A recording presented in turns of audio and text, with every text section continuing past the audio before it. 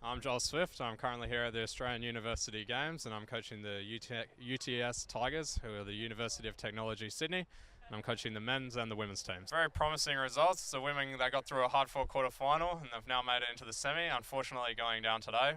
But their goal was to make the semi, so they're happy.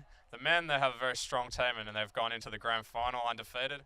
So looking forward, we're looking good for gold. Are you going to be there tomorrow? Unfortunately, I won't be. I'm going to the AFL Grand Final, so... Hey! I know that. I know you've switched teams, but that experience, you've been to it before? I have been to it. I unfortunately went to the drawn one, so it was a bit of a strange experience. But looking forward to seeing the Mighty Bulldogs play. Probably not right.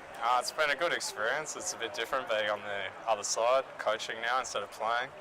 I was contacted by a former teammate, Chris Dyson, who asked me if I could help out because their coach pulled out last minute, so happy to help and get through the week with the boys and girls. So my name's Milo, this is Ed over here, Harrison, Harry and Daniel. So what do you know about Sifty?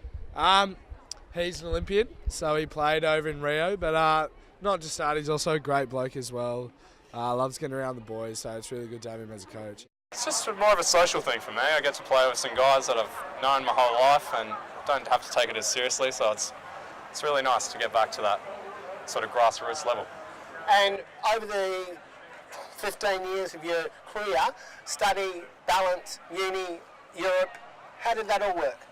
It was a bit of a juggling experience. So playing professionally, I was training up to 8 hours a day. But in amongst that, there wasn't much happening during the middle of a portion of the day, so I'd try and devote some hours to my study.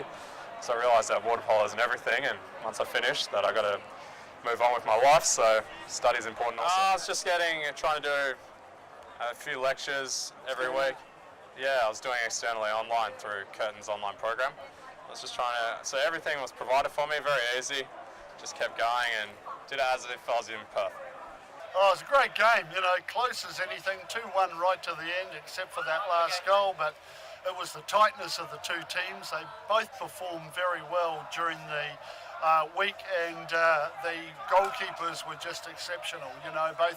Both the UWA goalkeepers going all week solid, got them into the semi-final, got them into the final with penalty saves, and of course James Clark, 100-plus internationals for Australia, made it very hard for UWA to penetrate the UTS goal. We haven't had too many penalties this week, just the one, and you'd expect it probably from that game, but it was just the defence was so good by UTS, as it was with UWA, and you just luck, and that was the two goals, and then the final one at the end. So, great work by UTS. What do you want to say to Swifty?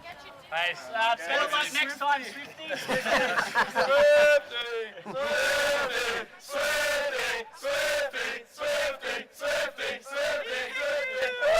Well done, guys. On behalf of Water Polo WA, we very pleased to see all of you here, and congratulations for every single team who played, and I'd like you to give yourself a hand on that.